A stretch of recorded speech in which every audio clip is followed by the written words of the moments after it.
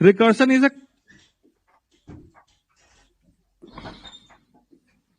Type of function. ये क्या है? एक फंक्शन है, एक विशेष तरह से, एक बिल्कुल डिफरेंट कंसेप्ट से इसको हम यूज कर रहे हैं। किस लिए यूज कर रहे हैं? हम इसको यूज कर रहे हैं रिपीटेशन के लिए, आइट्रेशन के लिए। ठीक, तो कोई भी काम जो हम लूप से कर सकते हैं वो काम हम रिकर्सन से भी कर सकते हैं। ठीक, तो हमें किसी प्रोसेस को करना है जिसमें किसी भी काम को बार बार रिपीट करना है, तो हम वो काम लूप बना लें या रिकर्सिव फंक्शन बना लें। तो रिकर्सिव फंक्शन में क्या होता है कि फंक्शन जो है, सपोज करिए there is a function fun, it will call itself when the function is calling itself. Function अपने आप को कॉल कर रहा है किसी काम को करने के लिए, यानी हमने फंक्शन कॉल किया, उसने कुछ प्रोसेस किया, और जैसे कि हमने कहा कि 100 work is to be done, उसने एक काम किया, बाकी 99 वर्क जो है उसने दूसरे को असाइन कर दिया। इस वाले ने क्या किया, फिर एक काम किया, बचे 98, दूसरे को असाइन किया। तो आपको उस फंक्शन को कोई काम मिल रहा है, एक काम करता है, बाकी दूसरे को असाइन कर देता है, मान लेता है कि ये बाकी काम ये कर देगा। इस तरह से ये अगर 100 वर्क्स हैं, 100 स्टेप्स हैं किसी काम करने के लिए, तो एक बार में एक कर रहा है और ये खुद को 100 टाइम कॉल कर रहा है। तो ऐसे वेरी डिफरेंट टेक्नोलॉजी मेथड है जिससे के थ्रू ये काम कर रहा है। तो इसमें समझने वाली बात यह है कि हमें कोई प्रोसीजर दिया हुआ है तो हम उसको लूप से करें कि रिकर्सिव फंक्शन से करें।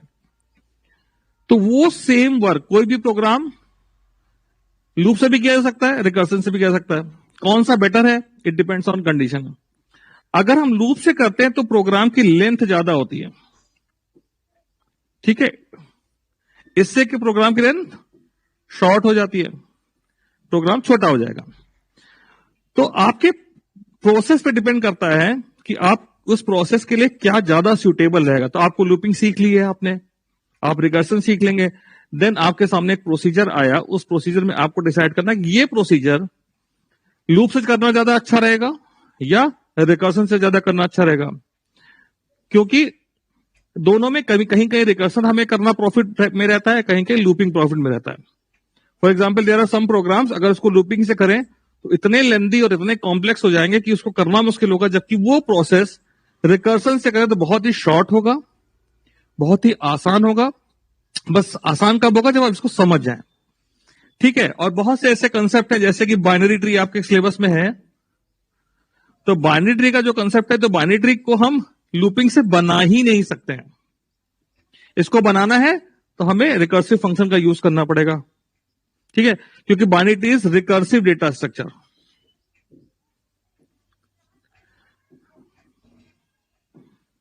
तो फिलहाल हमारा ऑब्जेक्टिव बाइनरी ट्री डिस्कस करना नहीं है, तो हमारा ऑब्जेक्टिव बाइनरी ट्री डिस्कस करना नहीं है, तो हम लोग पहले रिकर्सिव फंक्शन के बारे में बात करते हैं, ठीक है। उसको हम लोग देख लेंगे बाद में, जब हम लोग बाइनरी ट्री का भी पढ़ेंगे तो देखेंगे। तो रिकर्सिव फंक्शन कैसा बनेगा देखिए, और किस टाइप के होते हैं। 2 टाइप के रिकर्सिव फंक्शन है, डायरेक्ट एंड इनडायरेक्ट रिकर्सन। एक फंक्शन है void डिस्प्ले, ठीक। इस फंक्शन में मैंने कहा system.out.print, यहां शॉर्ट में लिख रहा हूं हेलो, और बाद में मैंने कहा डिस्प्ले, ठीक है। तो यहां आप क्या देख रहे हैं कि डिस्प्ले फंक्शन में ये कोई प्रोसेस फॉलो किया गया, प्रोसेस फॉलो करने के बाद ये खुद को कॉल कर रहा है। खुद को कॉल करने का मतलब कंट्रोल वापस इधर जा रहा है, डिस्प्ले को कॉल कर दे रहा है, तो डिस्प्ले फंक्शन रिपीट होगा। तो इसका आउटपुट क्या आएगा?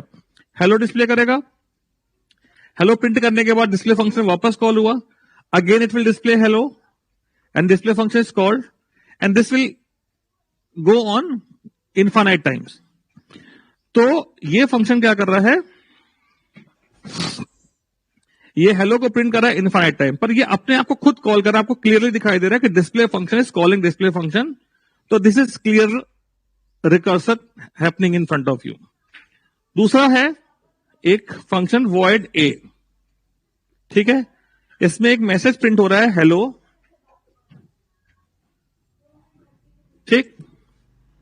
मैसेज प्रिंट हो रहा है हेलो। इसके बाद इसने एक फंक्शन कॉल किया बी को, ठीक, बी को कॉल किया। बी फंक्शन की बॉडी ये लिखी हुई है, बी फंक्शन ने प्रिंट करा वर्ड,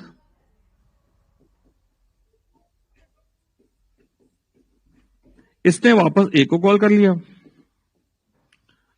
तो अगर हम किसी पॉइंट पे, हम यहां पे सपोज हम यहां पे मेन में कहीं से ए को कॉल करें तो हमें क्या मिलेगा?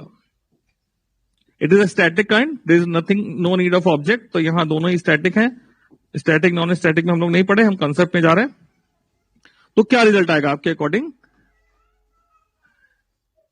ठीक, तो हमने ए को कॉल किया तो इट विल प्रिंट हेलो, ठीक है। ये क्या प्रिंट कर रहा है? हेलो। कंट्रोल बी के पास पहुंचा, बी ने क्या प्रिंट किया? वर्ड। फिर बी ने वापस ए को कॉल कर लिया तो ये वापस ए कॉल हो गया। तो function is calling itself, A is calling itself. अब इसने क्या कि ए को कॉल तो कर रहा है पर डायरेक्ट नहीं कॉल कर रहा है ना, थ्रू बी कॉल कर रहा है। तो यहां पे रिपीटेशन होगा, हेलो, ये ए फंक्शन हेलो प्रिंट करेगा, फिर बी को कॉल करेगा। तो बी इज ऑल्सो रिकर्सिव, ठीक है। बी कॉल हो रहा है ए के थ्रू, ए कॉल हो रहा है बी के थ्रू, मैं तुमको कॉल कर रहा हूं, तुम मुझको कॉल कर रहे हो, और ये प्रोसेस होता जा रहा है। तो ये भी एक रिकर्सिव फंक्शन है, बट कैसा? Indirect. So normally we are not going to use this kind of functions, क्योंकि हम कौन से टाइप का यूज करने वाले हैं? डायरेक्ट। फाइन। दोनों ही केस में जो रिजल्ट है, हेलो प्रिंट हो रहा है infinite time, hello word print हो रहा है infinite time, so it is going infinite time. So what will be the result eight infinite? का मतलब क्या ये कभी रुकेगा या नहीं रुकेगा? लेट्स सी क्या होता है। मैं डिस्प्ले फंक्शन की बात करता हूं जहां प्रिंट हो रहा था, ठीक। रिकर्सिव फंक्शन यूज करते हैं स्टैक्स को, ठीक। मेमोरी में स्टैक्स है, रिकर्सिव फंक्शन उनको यूज करता है, ठीक। तो जब पहली कॉल हुई तो यहां पे इसने हर कॉल के लिए स्टैक में मेमोरी ऑक्यूपाई कर रहा है। इसने एक मेमोरी ऑक्यूपाई करी। सेकेंड कॉल हुई, फिर से एक मेमोरी ऑक्यूपाई करी, ठीक। यहां पहुंचा, इस सेकेंड कॉल की मेमोरी ऑक्यूपाई की, डिस्प्ले किया। इसके बाद फिर थर्ड कॉल हुई, फिर मेमोरी ऑक्यूपाई करी। फिर फोर्थ कॉल हुई, फिर मेमोरी ऑक्यूपाई करी। तो क्या हो रहा है कि for each call it is occupying some memory in the stack, and stack works in the concept of LIFO, last in first out concept पे स्टैक काम करता है। तो मेमोरी ऑक्यूपाई होते जाए तो एट वन टाइम ये मेमोरी क्या हो जाएगी? फुल हो जाएगी। जब मेमोरी फुल हो जाएगी तो एक मैसेज आएगा, स्टैक ओवरफ्लो। इनफाइनाइट टाइम का मतलब नहीं, ये नहीं है कि ये चलता ही रहेगा, कभी रुकेगा नहीं। भाई मेमोरी खत्म होगी तो ये रुक जाएगा अपने आप से, बट ये हमारा किसी भी काम करने का ऑब्जेक्टिव नहीं होता कि वो एक एरर के साथ रुके, because this is an exception. ये एक एरर है, ये प्रोग्राम का नॉर्मल टर्मिनेशन नहीं है। नॉर्मल टर्मिनेशन का मतलब एक आउटपुट है, अपने आप से प्रोसेस कंप्लीट होके रुक जाए। तो नॉर्मल टर्मिनेशन नहीं है, हम इस चीज को अवॉइड करना चाहते हैं। इस चीज को अवॉइड कैसे करेंगे? उससे पहले एक बात, जब ये ओपन हो ही गया है तो आप देखिए हर कॉल के लिए ये एक मेमोरी ऑक्यूपाई कर रहा है। तो at this point of time we can compare recursive function with loop, ठीक है। We can compare recursive function with loop. तो रिकर्सिव फंक्शन क्या है? स्लो है। लूप कैसा है? फास्ट है, ठीक। लूप फास्ट है क्योंकि इसमें बार बार किस, जैसे हमने एक लूप लगाया for i equal to 1, i is less than equal to 10, something like that, कोई लूप लगाया तो यहां इस आई के लिए कोई मेमोरी थोड़ी ऑक्यूपाई हो रही है, तो ये फास्ट होगा। पर यहां अगर हम लूप लगाएं तो ये जो कंट्रोल वेरिएबल आई है ना, इसकी मल्टीपल कॉपी बनेगी। कैसे बनेगी अभी हम देखेंगे।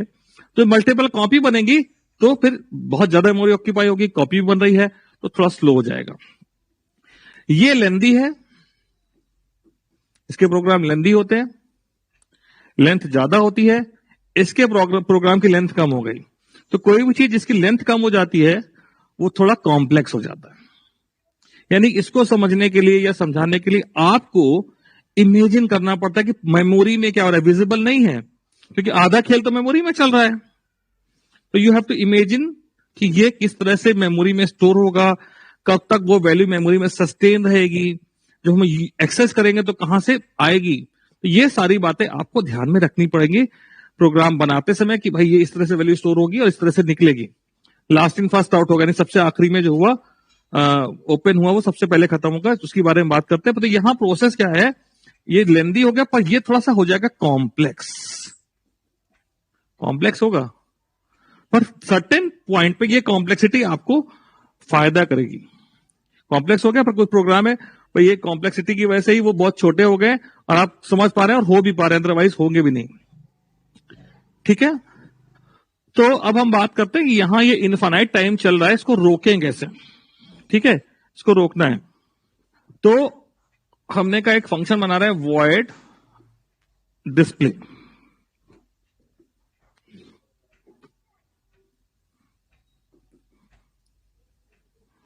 ये डिस्प्ले फंक्शन क्या करने वाला है, डिस्प्ले करने वाला है natural number from 1 to n। तो हमारे पास क्या चीज है, 1 से लेकर n तक डिस्प्ले करने वाला है नेचुरल नंबर। अगर हम इसको लूपी के थ्रू करें तो हम कहेंगे भाई n की वैल्यू अगर मेरे पास 5 है तो मैंने एक लूप लगाया while n is greater than 0 और n is not equal to 0। n को प्रिंट करा और उसके बाद n की वैल्यू को माइनस कर दिया। ठीक, तो ये आपका वैल्यू दिखा देगा 5 से लेकर 1 तक। तो पहले 5 से लेकर 1 तक कर लेते हैं, बाद में 1 से लेकर 5 तक करेंगे। तो ये n से लेकर 1 तक के नंबर को डिस्प्ले कर देगा। Is this clear? तो यहां पे कंट्रोल वेरिएबल कौन सा है, n। ओके, तो अगर मैं इसी के करस्पॉन्डिंग आपका प्रोग्राम बनाना चाहता हूं, रिकर्सिव फंक्शन बनाना चाहता हूं, तो अगर कोई बनाना चाहते हैं तो इनिशियल स्टेज पे अगर आप उसका लूप वाला वर्जन लिख लें अपने पास तो it is going to very helpful. Looping version we are very use to of loop हमें लिखना आता है। वाइल लूप से लिख लीजिए, उसके बाद उसको कन्वर्ट करिए रिकर्सिव फंक्शन में। तो कैसे कन्वर्ट करेंगे, यहां पे वो काम क्या कर रहा है वो प्रिंट किसको, n को। तो n है इस फंक्शन के पास, नहीं है। तो सबसे पहली चीज जो इस फंक्शन को मुझे देनी पड़ेगी एज अ पैरामीटर वो होगा एक नंबर n। ठीक, एक नंबर n। तो हमने n को प्रिंट करा। ठीक, एक काम इसने करा, मैंने कहा कि भाई इसको अगर मैंने कुछ वर्क दिया है तो इस काम का 10% इसने किया, बाकी 90% कहा कि भाई आगे वाले बाकी काम करेंगे। ठीक है, तो आगे बाकी वाला काम कौन करेगा, बाकी का भाई अब आगे जो n है हमने n को डिस्प्ले कर दिया। अब n से आगे अगर n की वैल्यू 5 है तो मैंने 5 को डिस्प्ले कर दिया है, अब 4 को तुम डिस्प्ले करो। n को क्या मिला, इसलिए लेट से 5 मिला। ने कहा भाई 5 इज डिस्प्लेड, अब तुम करो 4 को। ठीक, तो उसे कॉल कर लिया अगले फंक्शन को, वो 4 को डिस्प्ले करने वाला है। ठीक है, तो किस तरह से काम हो रहा है, एक स्टैक बना, स्टैक पे काम करता है। इस स्टैक के पास डिस्प्ले 5 था, इसने 5 को डिस्प्ले करा और कॉल कर लिया यहां एक नया फंक्शन जिसके पास n की वैल्यू 4 है। अब ये 4 के लिए यहां आया, इसने 4 को डिस्प्ले कर दिया। 4 को डिस्प्ले करने के बाद अनदर कॉपी इज ओपन, है ना, ये फंक्शन था 5 वाला, अब अनदर कॉपी ओपन हो गई जिसके पास 4 है। ठीक, 4 डिस्प्ले हो गया। फिर इसने कहा कि अगले फंक्शन से बोला कि फिर अब आगे का काम तुम करोगे, क्या करोगे, डिस्प्ले करोगे अगला नंबर जो कि n-1 है, यानी कि 3 है। तो अब ये नया कॉल है जहां n की वैल्यू 3 है और आया यहां, इसने 3 को डिस्प्ले करा, कहा कि आगे भाई कौन क्या डिस्प्ले करोगे, अगला फंक्शन है वो डिस्प्ले करेगा इसके आगे। तो उसको दे दिया 2, अब नया कॉल है, यहां n की वैल्यू 2 है, जो ब्रैकेट में लिखते जा रहे हैं वो n की नई वैल्यू है। 2 डिस्प्ले हुआ। 2 डिस्प्ले होने के बाद इसने कहा आगे 1 डिस्प्ले करना है, इसको 1 दे दिया, अब n के पास 1 है, ये 1 डिस्प्ले करेगा और आगे कहेगा भाई आगे इसके आगे तुम डिस्प्ले करो। 0 हो गया। क्या 0 को डिस्प्ले करना है? 1 को डिस्प्ले करने के बाद आपको 0 डिस्प्ले करना है? आपको 1 तक डिस्प्ले करना था।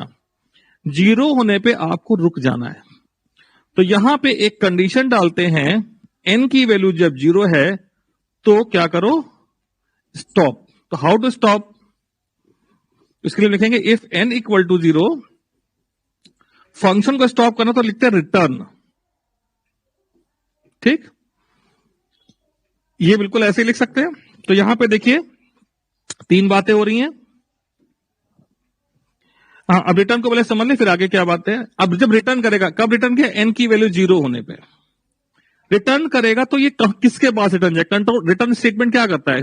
अगर उसकी आप याद करें, return statement sends the control to the calling body. इसकी कॉलिंग बॉडी कौन है? की कॉलिंग बॉडी है, यहां पहुंचा, यहां वो क्लोज हो गया। अब यहां पे इसके बाद कुछ स्टेटमेंट लिखे हुए हैं क्या? जब ये डिस्प्ले फंक्शन कॉल किया गया था तो उसके बाद कुछ स्टेटमेंट लिखे होते, कुछ काम बाकी होता तो वो उसको करता, फिलहाल तो नहीं लिखा है। तो फिर ये वापस इसके बाद कुछ नहीं है तो क्या करेगा? रिटर्न कर जाएगा प्रीवियस कॉल के पास। तब तक ये मेमोरी में था। इंपॉर्टेंट पॉइंट ये है, तब तक ये सब कुछ मेमोरी में था। ये सबके पास अपनी n की कॉपी है। n की वैल्यू यहां पे 4 है, 5 थी, यहां 4 है, यहां 3 है। और रिटर्न होने पे जब बेस केस हुआ तो ये बाहर जाता जा रहा है। तो व्हाट इज बेस केस? हम बेस केस शुरुआत में नहीं लिखे थे, उस पर पहुंचे। तो बेस केस क्या है? एक ऐसा बेस केस या बेस्ट केस भी कहते हैं इसको, एक ऐसी कंडीशन जिसके मीट होने पर वो रुक रहा है, स्टॉप कर रहा है, इस प्रोसीजर को, रिकर्सिव प्रोसीजर को टर्मिनेट कर रहा है। That condition is known as base case और बेस्ट केस। जहां पे वो खुद को कॉल कर रहा है, ठीक है, ये आपका क्या है? रिकर्सिव केस है, ये बेस केस है, ठीक, और ये आपका प्रोसीजर है। प्रोसीजर कब हुआ? रिकर्सिव कॉल से पहले। आप यहां पे चाहें तो इसको ऐसे भी लिख सकते थे, एल्स। ये किस तरह से प्रोसेस चलाना है, बाकी लिखने के तरीके और भी हो सकते हैं। So I hope this much is clear. अब आप जो है, अगर यहां हमने 5 से n से 1 तक डिस्प्ले किया, अगर हम 1 से n तक डिस्प्ले करते हैं तो इसी प्रोसीजर को थोड़ा सा चेंज कर दें, यहां n की वैल्यू 1 पास करें इनिशियली, ठीक, इसको चेंज कर दें।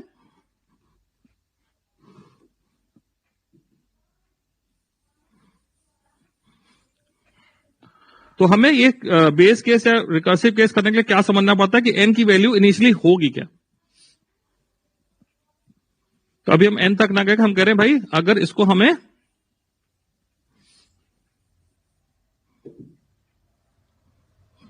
लोग तो जल्दी कर लेते हैं।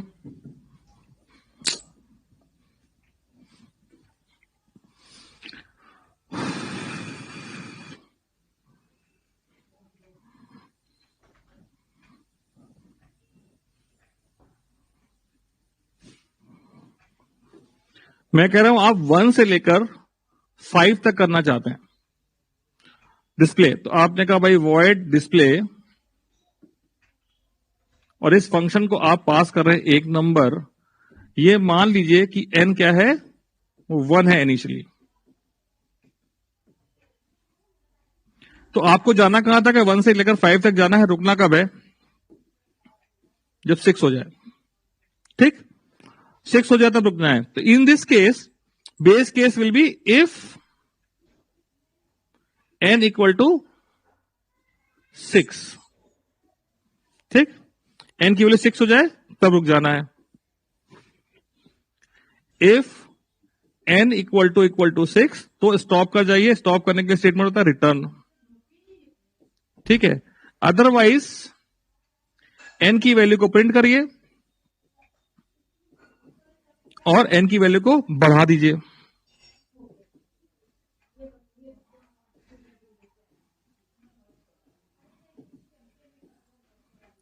ठीक, तो इसको समझेंगे। n की वैल्यू 1 है, तो ये जो फंक्शन कॉल हुआ डिस्प्ले, ये बॉक्स एक फंक्शन है डिस्प्ले, इसमें n की वैल्यू 1 है। यहां पे 6 तो नहीं है, इसने 1 को प्रिंट कर दिया आउटपुट, और फिर से एक नया फंक्शन कॉल किया। एक another call is taking place, जहां पे डिस्प्ले फंक्शन एक नया क्रिएट हुआ, जहां n की वैल्यू +1 हो गई। n की वैल्यू यहां पे 2 है, 6 तो नहीं है, आया 2 को डिस्प्ले कर दिया। फिर 2 डिस्प्ले करने के बाद n की वैल्यू कितनी हो गई, यहां पे नया कॉल है, नए कॉल में n की वैल्यू कितनी है 3, n की वैल्यू 3 है, 6 नहीं है, यहां आया इसने 3 को डिस्प्ले कर दिया। ठीक, तो इस तरह से यहां पे काम हो रहा है। गेट 4, 5, 5 कॉल होंगी, और 6 होते ही n की वैल्यू जैसे 6 हो जाए ये रुक जाएगा। तो एक ये 2 तरीके होगा जिस तरह आप 5 से 1 या 1 से 5 प्रिंट कर रहे थे, पर अब एक और बेटर तरीका मैं बताता हूं आपको, ध्यान दीजिएगा। आपको n की वैल्यू पता है कहां तक प्रिंट करना है। मैंने n से 1 तक पहला जो एग्जांपल लगाया था वो n से 1 तक था, ठीक है, वो आप नोट कर लिए होंगे, और वो बेस्ट तरीका था n से 1 तक प्रिंट करने का। अब क्या करते हैं, display natural number from 1 to n, natural number from 1 to n, n की वैल्यू 5 है। हम फंक्शन को क्या पास करने वाले हैं, n की वैल्यू कहां तक प्रिंट करना है।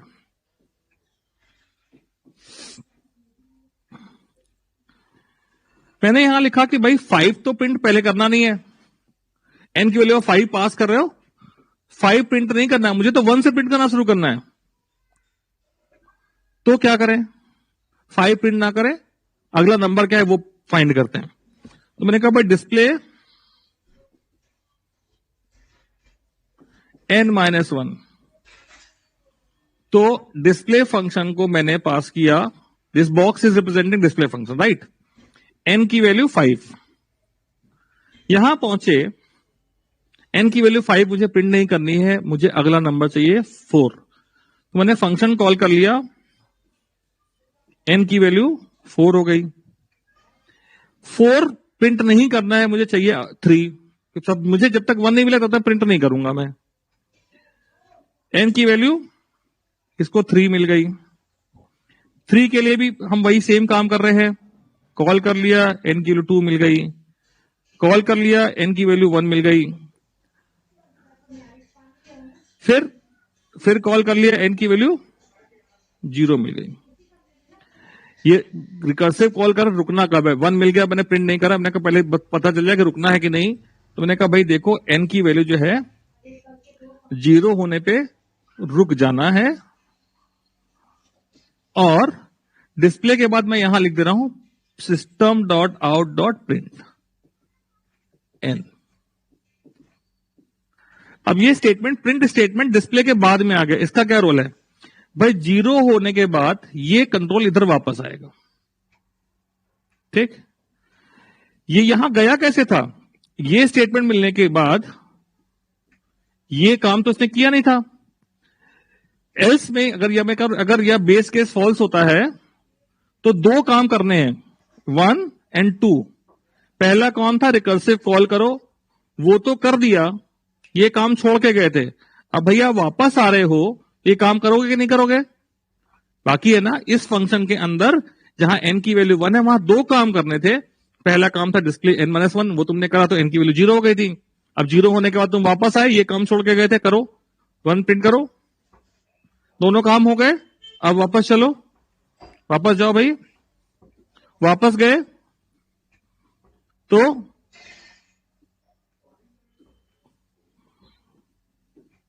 ठीक है, वापस जा रहे हैं भाई, वापस गए, तो यहां पे n की वैल्यू 2 वाले, अब ये एलिमिनेट हो चुके हैं, जहां से वापस चले गए हट गए मेमोरी से, तो यहां n की वैल्यू 2 है।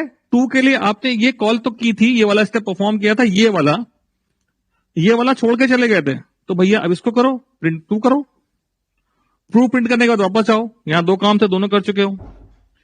अभी इस तरह से प्रीवियस कॉल पे पहुंचा, तो 3 वाले जब n की वैल्यू 3 थी, वहां से रिकर्सिव कॉल करके तो यहां पहुंचे ही थे।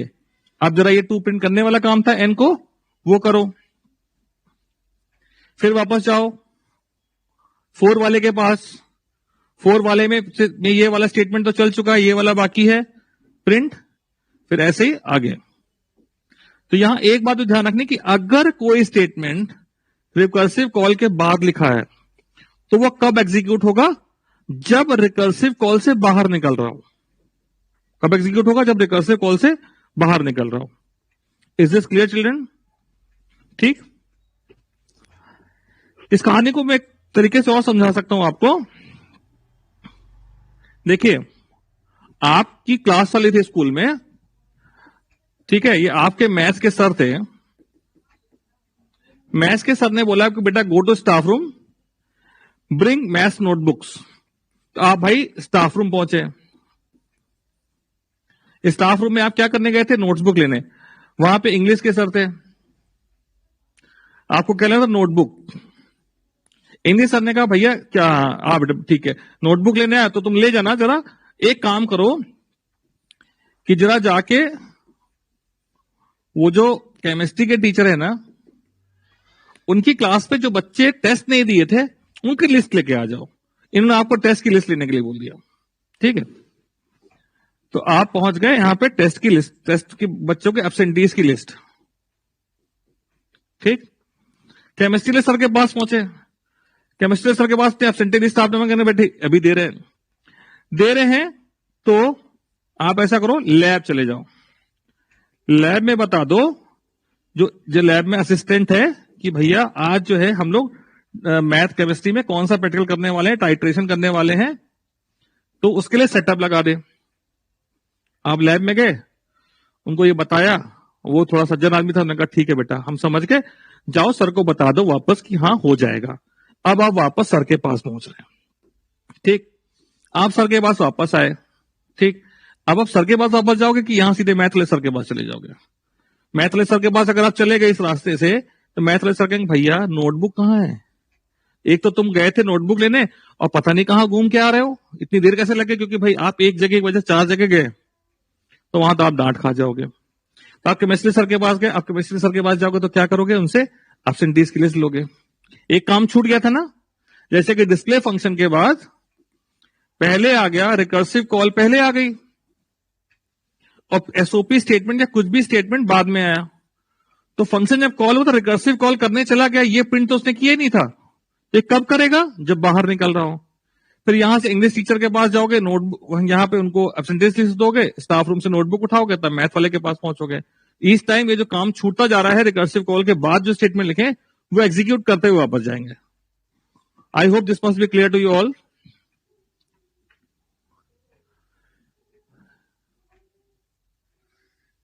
Fine fine fine fine.